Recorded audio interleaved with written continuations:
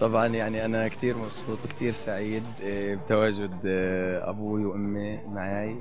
صراحة هاي الشغلة بتعني لي كتير، و يعني مش عارف أوصف شعوري بصراحة بوجود الوالد والوالدة. يعني الأمانة كتير كتير كتير مبسوط، وأنا كتير بحبهم، وهم من أول الناس اللي شجعوني بالمشوار الفني. أنا كتير بشكرهم من صميم القلب، وإن شاء الله هيك ربنا بس يقدرني إنه أنا يعني أرد يعني جزء يعني ولو بسيط، مع إنه مش هقدر يعني مهما عملت يعني بحياتي لهدول الشخصين، لوالدي ووالدتي يعني. بشر بسالب رجعة أهلها.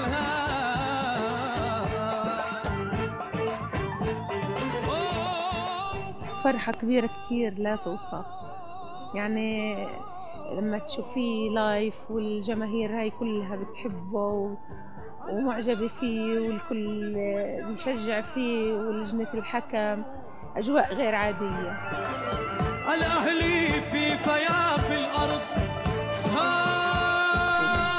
كتير حابينه، كتير بيصوتوا له وبيدعوا له. يعني ما بمشي في الشارع ما بلاقي حدا بيعرفني يقول لي الله يخلي لك اياه يا رب، الله يرفع راسه، رفع راسنا. أنا محمد صديقي، مش بس ابني، صديقي محمد.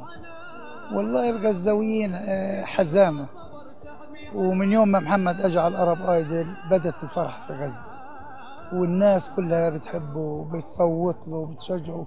صوره في الشوارع محمد، بوسترات كبيرة، يعني كله بيطبعوه الناس اللي بيطبعوه.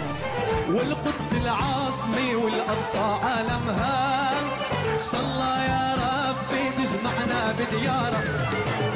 يا طير الطاير يا رايح عالديرين، تحميك لهم الله يديمكم على راسي من فوق. يعني بس هي اللي بتمناه من ربنا، لأنه أنا لولاهم والله أنا مش هون. لولا رب العالمين أولا يا ودعواتهم. ما شاء